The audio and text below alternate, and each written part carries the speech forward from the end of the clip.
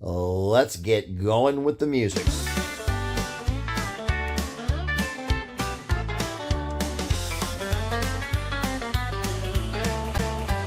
Well, here comes Eevee, Van Seal Billy with some fire from the rolling hilly hills with a wavy blonde hair.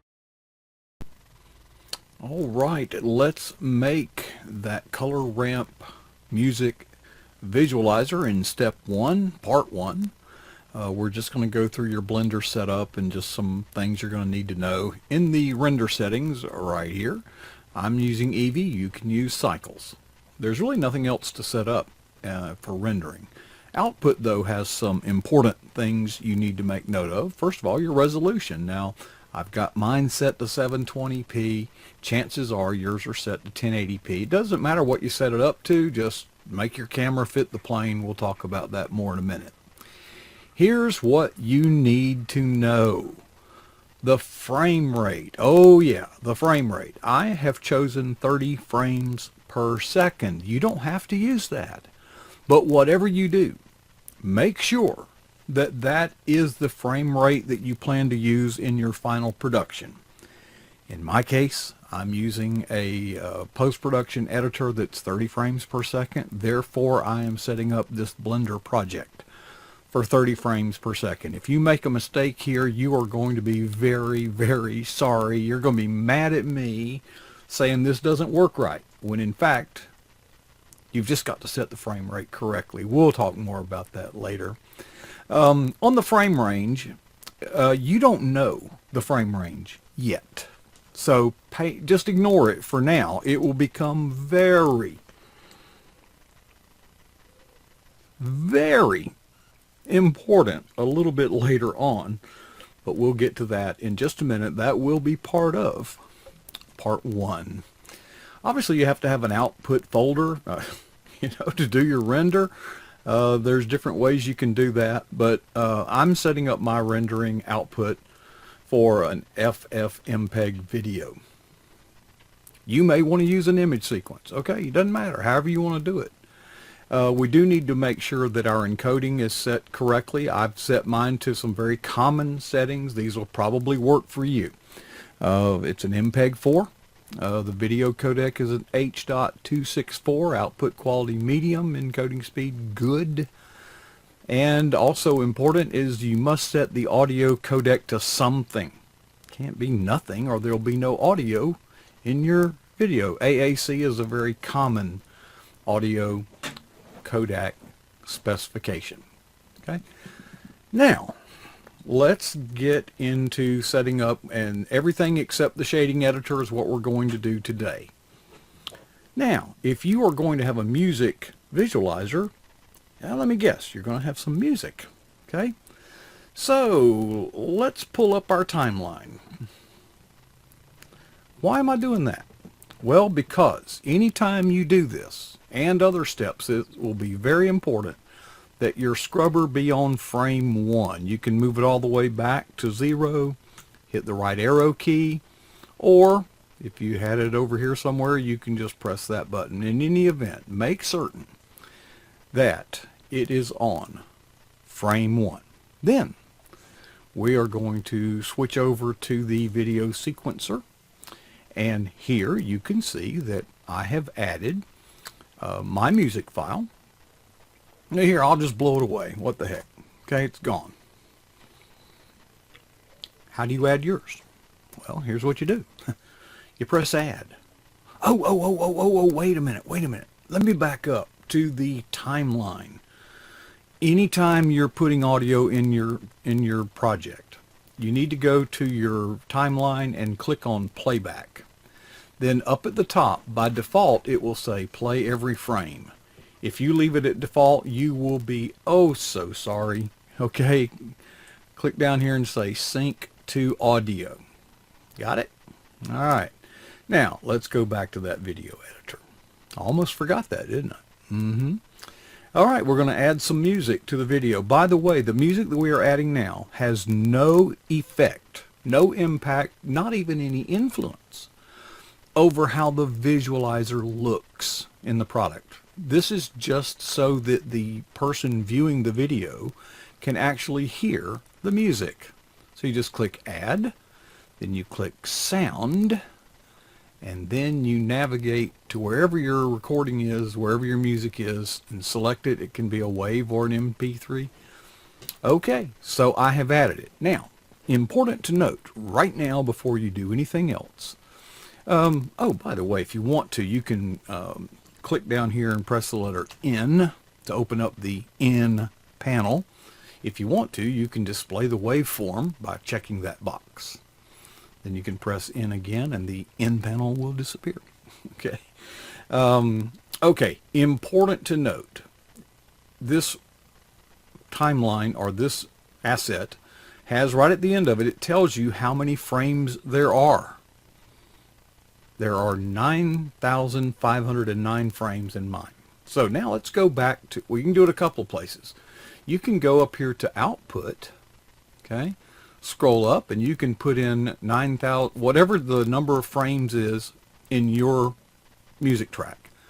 You can put that in the output file. I'm going to change it arbitrarily. Okay, I'm going to change it to 250.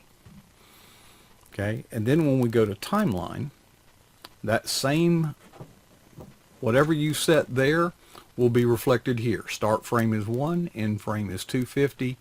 The correct value, you can change it here, or you can change it here. Doesn't matter. 9509. As soon as I hit enter, notice how it updated this as well. Okay, now let's just set the scene up. Boy, is this going to be complicated. We have here a camera and a plane. We don't even have any lights. That's right. You don't really need any. You can put some in there if you want to. I'll leave that up to you. All I did was put a plane here, and this plane, in my case, I scaled it to 160 inches wide by 90 inches high. That's a ratio, aspect ratio of 16:9. That's your common video aspect ratio. Again, you can set it to whatever you want to. Then I just set up a camera to look straight down at that plane and have it perfectly framed up. I'll switch to the camera view, and I will take this camera and I'll move it a little bit. See there? Look at that. The camera is, I mean, just inside. Just inside the plane. So we are now ready to do the hard work, and that'll be done. Oh, it's not hard, really. 6 or 8 nodes we're going to add to the shader editor. You know, we'll get into that in part 2, okay? All right, so see you soon in part 2. Welcome to part 2, where the real work gets done. We are now going to set up our music visualizer, and we're going to do that by setting the material for the plane. So if you've got a new project, if you click on the plane and click material, you'll notice I have set up a material here, but initially it had none. So you would simply click plus and say new, and then you would say your material, or you can call it, you don't have to rename it. Having done that, we would then go to the shading editor, and you will see that there is absolutely nothing here. Nothing here. Looks like there's nothing here. But if I press the home key, there it is. That's your default, okay? That's how you set up a material. We will build on this. I'm going to delete this material, and then we will come back and work with the material that I actually created. So I'm going to select here and go here to delete that, and we're going to use the material that I've called RGB. And when we go to shading and click home, there's all the nodes. Now you will remember what you will start out with are just these 2 nodes right here, your principled BSDF and the material output. That's what you will have right there. But this is a color ramp audio visualizer. So what do you think we ought to add?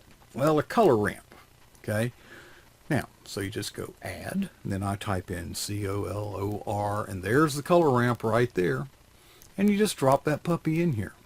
Now, Something to note, the color ramp has many different interpolation modes. The default is linear. You will notice that I've used B-spline, but you're welcome to experiment with the various interpolation modes. And you'll also want to set up a color scheme. And you can add a color here and make that green if you want to. You know, if you don't know how to use a color ramp, go watch some other tutorials on how to do that. And here is my color ramp. Now, of note here, you will recall there are no lights in this scene. So I've got the color output of the color ramp plugged into both the base color as well as the emission color, and I've set the emission strength to 1. You may want to set the emission strength to something higher than 1, but caution, the higher you set that value, the more it's going to wash out your colors. The red is going to become pink. And if you get it too bright, it won't be red anymore. Everything will just be white. So be careful with the strength. But since there is no lighting in this scene whatsoever, you will need to plug the color into the emission unless you want to provide some lighting of your own. Okay. Now let's move on to what makes this thing work. Now you've got your color ramp the way you want it. You're going to add a gradient texture. Well, how do you do that? Well, you go over here to add and you type in GRAD, and there it is, and you just drop this puppy right in here. Notice that there are different interpolation modes here as well, and feel free to experiment with what you like. I'm using easing in the one I use, and then you will simply plug the factor of the gradient texture into the factor of the color ramp. Now you will also need a mapping and texture coordinate node. Now you can add those manually, but if you have the Node Wrangler add-on enabled, how do you know if you have it enabled? You go to Edit, then you go to Preferences, then you go to Add-ons, and then you search in add-ons for NOD, there it is, Node Wrangler. Make sure that box is checked, and then I go down here and do Save Preferences, although you probably don't have to. Okay, now with the Node Wrangler enabled, you can do something like this. Click on your gradient texture and hold Control and press T as in Tango. And it will automatically create the mapping and texture coordinate nodes that you see. Mapping, texture coordinate. And I have the texture, by default, the generated is put into the vector of the mapping. That's what I'm using. I won't go into, other people do things a little different sometimes. Now, in reality, we're almost done, folks. What makes this gradient texture animate are these two nodes, a map range, and then this one is called instruments. That's not what it is, but we'll get to that in a moment. How do you do a map range? Well, you go down here, add, and guess what? You type in MAP, and then there it is, map range, and you just drop that puppy in there, plug the result. In this case, I have plugged it into the location. You don't have to do it that way. But to make it work the way mine works, that's where you'll put it. And I'll delete this one I just created here. Okay.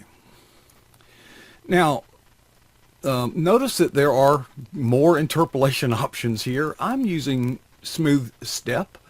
Again, I encourage you to experiment with other interpolations once we get some music going in this thing. Now, I'm going to disconnect my second animation. We'll talk about that one in just a minute. I want you to see the effect of this one alone.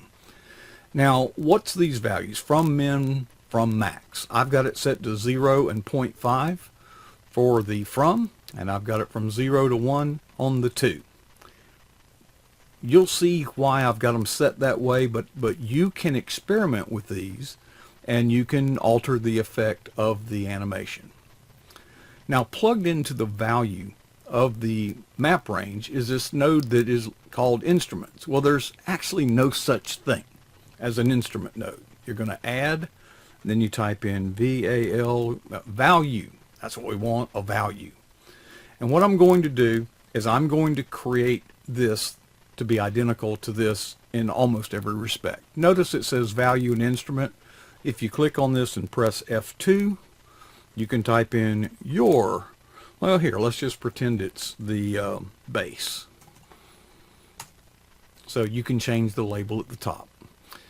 Very important now, pay attention, because this is what the magic is. This is what makes that thing go bouncy wouncy. What value should we put in here? Well, first of all, again, making absolutely certain that your scrubber is on frame 1. If it's anywhere else, you are going to mess up bad. So you can hit that little arrow right there. That'll back it up to number 1. And we're going to switch to the graph editor. Okay. Now we're going to hover over this value. You can right click and choose insert keyframe like that. Now notice it added this stuff down here. Just to be sure, you want to check that bottom thing called default node value. You know, it's a value node. Okay. Make sure this isn't checked, it's selected.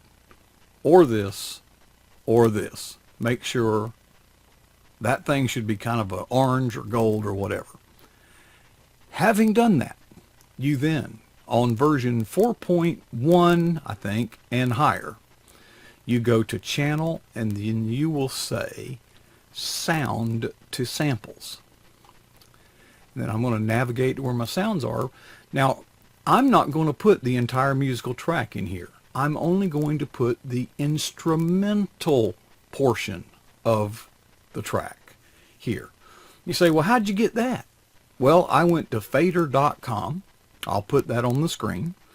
And they don't charge for it, apparently. They didn't charge me. You upload your music and they will separate it out into 5 different tracks. So I have chosen the instrumental track. So you'll notice that these two are now identical. That's how you set it up. If you didn't do it on frame 1 and if you've got your frame rate wrong, you're going to say, man, this is a crappy project. I don't like this. Okay, when it's your own fault. Okay. So now we can observe. Oh, here, I'll show you. Notice that the, let me kind of crunch this thing down a little bit. Whoops, wrong way. Notice that this waveform on this instrumental track basically starts at 0 and it never gets higher than 0.5. That's why I have set the from minimum at 0 and the from maximum to 0.5. And on the 2 min and 2 max, I have set it to 0 and 1.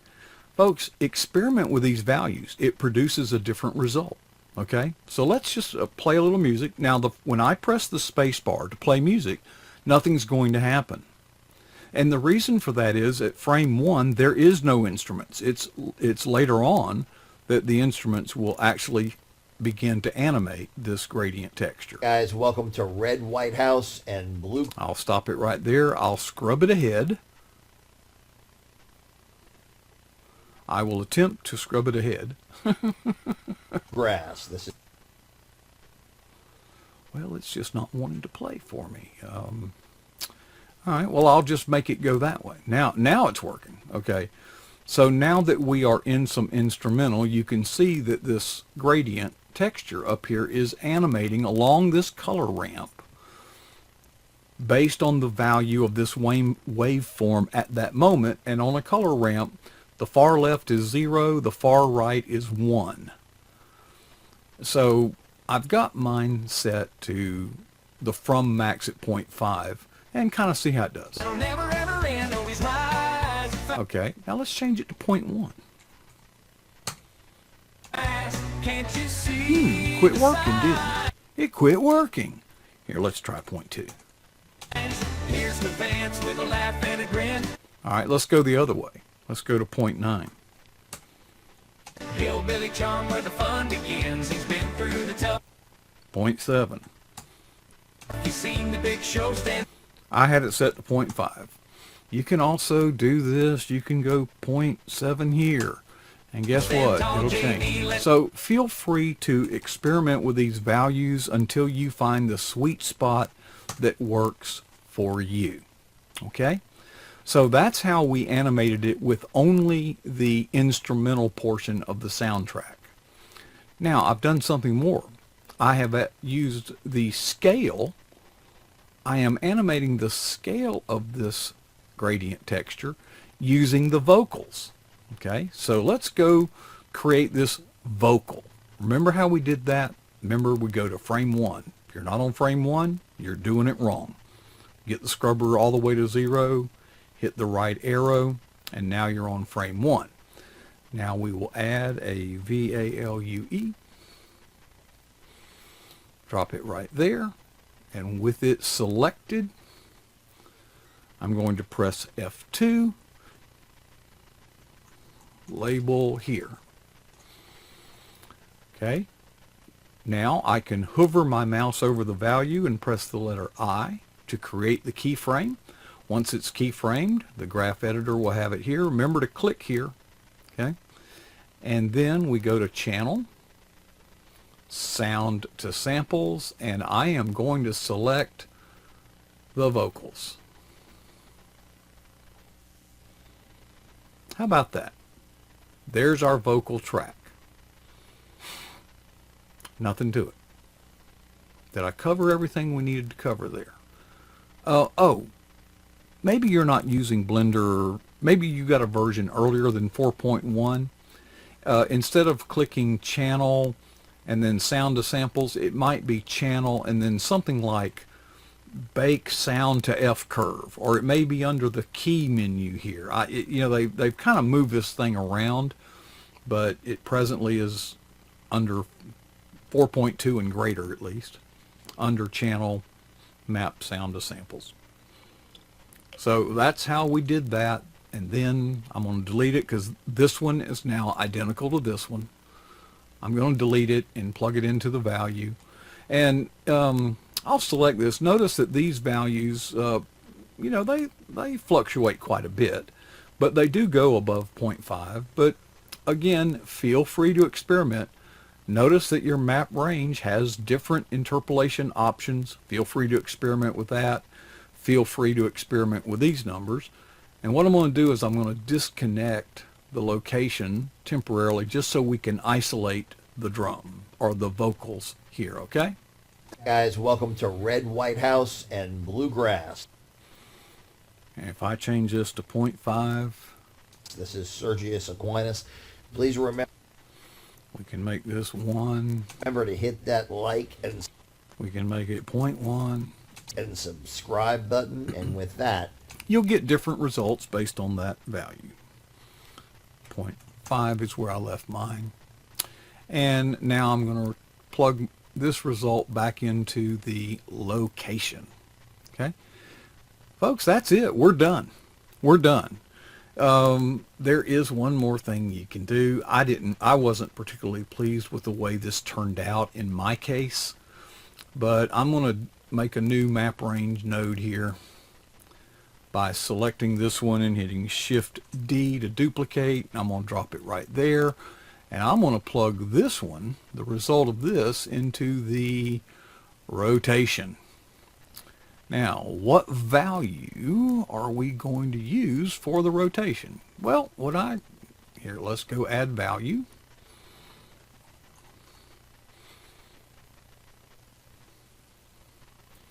And for the value, I'm going to type in # FRAME divided by 100. Let's say, and I'll plug that into the value, and I don't know what the right thing to put in here is, to be honest. I really don't know. Okay, so let's hit the space bar to press play and see what we got. let's get going with the music. You can kind of see it rotating a little bit there. Let me divide it by 50 to make it go a little faster, maybe, to illustrate it better.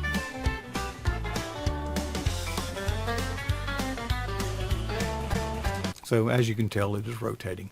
I don't particularly like that effect, folks, but just be aware that the rotation is available to you. Now you could actually switch these two if you wanted to.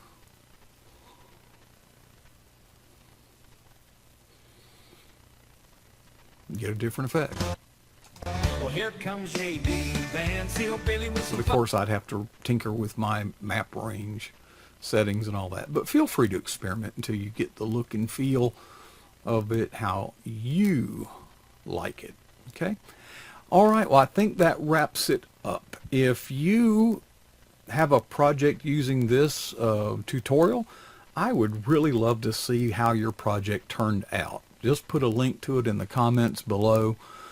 If you are not getting the results that you're hoping to get and you would like my help, please put a comment below. I'll try to respond to all the comments and questions that I get, and if we can collaborate and help you in any way.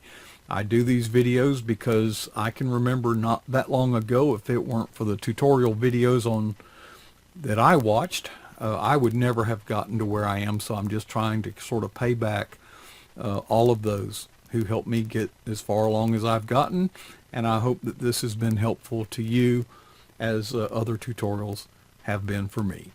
Happy blendering.